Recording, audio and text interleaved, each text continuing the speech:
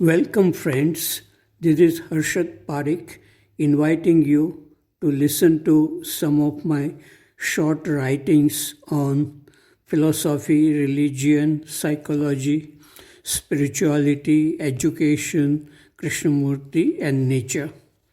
I hope you have attentive listening in peaceful environment. This is audio tape number 21. Article number 126. It is about life in retirement. A friend wrote that he is retiring from his job. He is worried about future.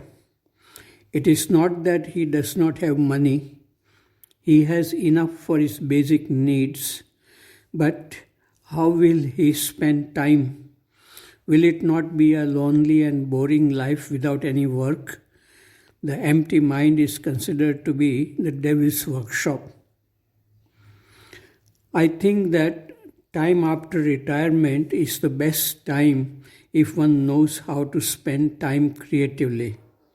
One can read good books, walk in parks, listen to good music, meditate, and create happiness for oneself and others by the power of positive thinking. The art of living with love and beauty is to be learned when we are young and full of energy. Otherwise, old age will be a time of fear, anxiety, and loneliness. This reminds me of that song, लड़कपन खेल में खोया, जवानी नींद भर सोया, बुढ़ापा देख कर रोया, वही किस्सा पुराना है, सजन रे झूठ मत बोलो. Article number 127. It is about encounter with a panther. I taught physics at the Valley School in Bangalore from 2004 to 2007. This school is adjacent to a forest. One evening, I was walking alone on this campus. From a distance of about 50 meters, I saw a panther near the big banyan tree. It was going towards the lake to drink water. We saw each other at the same time and we both stopped. There were no thoughts in my mind when we looked at each other. After a few seconds, the panther made a sound like hoof and went back from where it had come. I continued my walk in the same direction. Then some thoughts came in my mind about the panther. Fear comes only when thoughts come. Otherwise, only awareness exists in which everything looks clear and strangely beautiful. Article number 128. It is about intelligence. Particles of air move in an enclosed vessel in random direction. They collide with the walls and bounce back. This creates pressure in the vessel. If the particles are allowed to escape, they can cover the entire earth. So it is with thoughts moving within the walls of the brain or mind. Thoughts create pressure. Meditation is the opening of the mind to the universe. When the mind is in equilibrium with the universe, thoughts lose their power to create pressure. In this equilibrium, both the body and the mind function with natural intelligence and efficiency.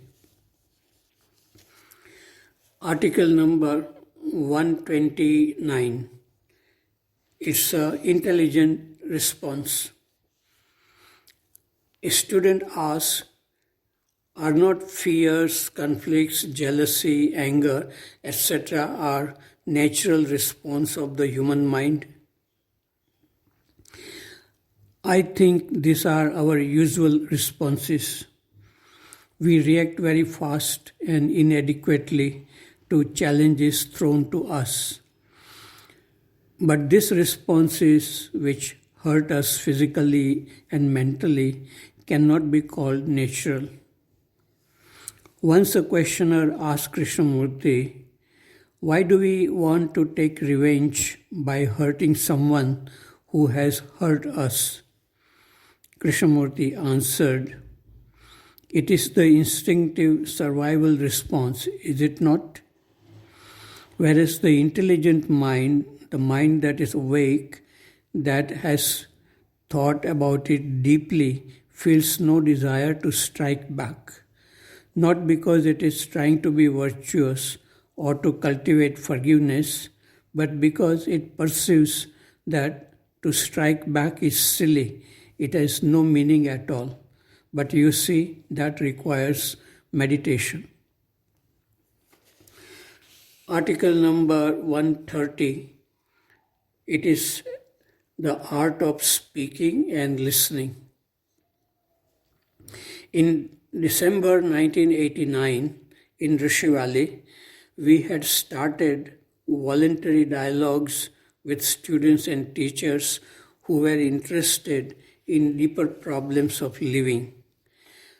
After our first meeting on December 16, I wrote in my diary, "It was a pleasant surprise to see our students speaking so clearly and intelligently about the problems of choosing the right profession and its meaning to life.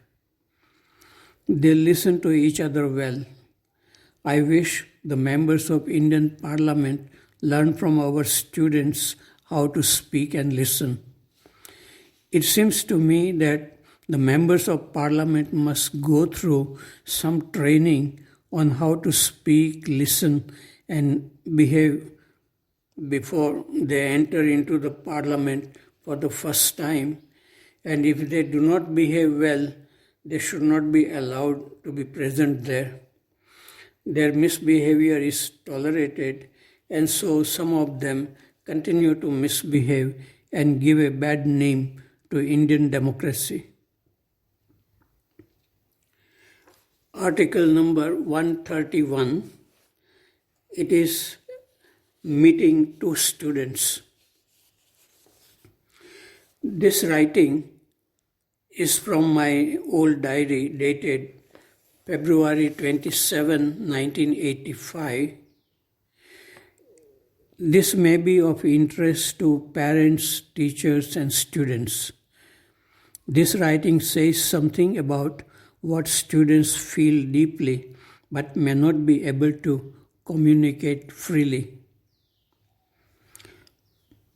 For a long time, I wanted to meet two students of class 8.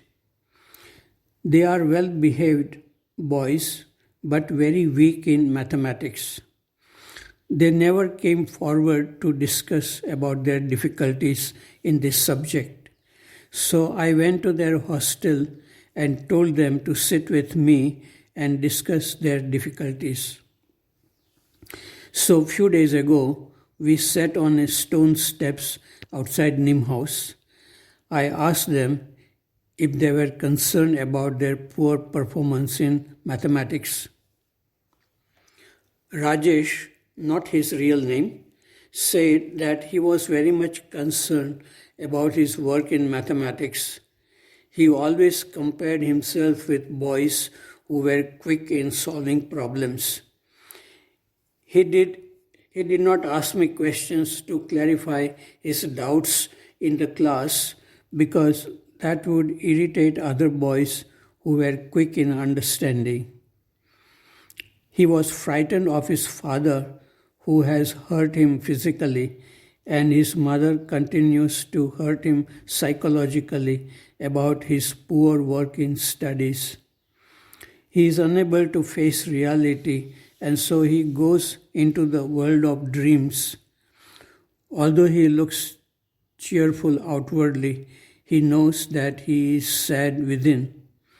He said that he is able to communicate better with teachers than his parents. At home, he would be forced to study, and he hates study under pressure. His mother expects too much from him. Suresh, not his real name, is a mature, quiet boy who can think clearly. His father is sympathetic, but his mother, who is suffering from a slip disc, expects too much from him about academics. He said that she showers affection only if he does well in test. She looks at him through his grades.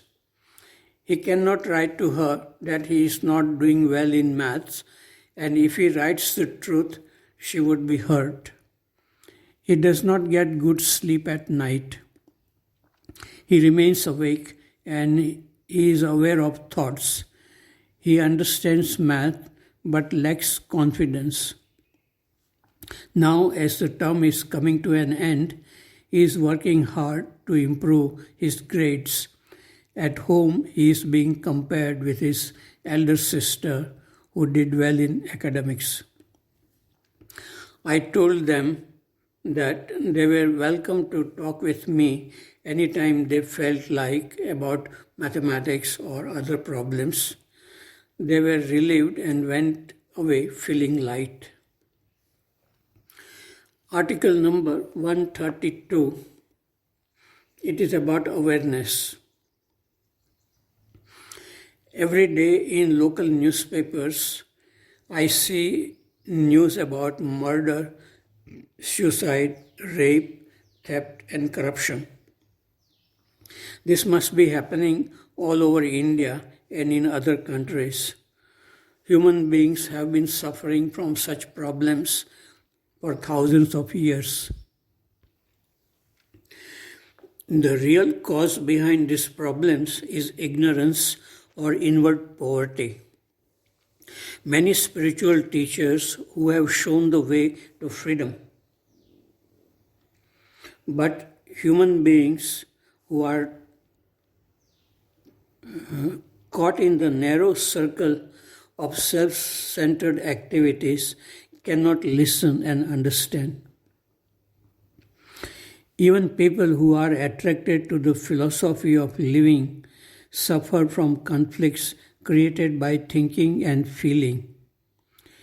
Thinking is necessary to solve simple problems, but psychological problems like fear, anger, greed, desires, and attachments cannot be solved by thinking. Something other than thinking, called awareness, is necessary to see how thinking creates problems.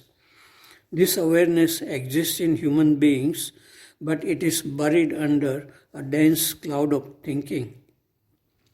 It is possible for the awareness to shine through gaps in the clouds of thinking when this becomes the most important thing in the life of a human being.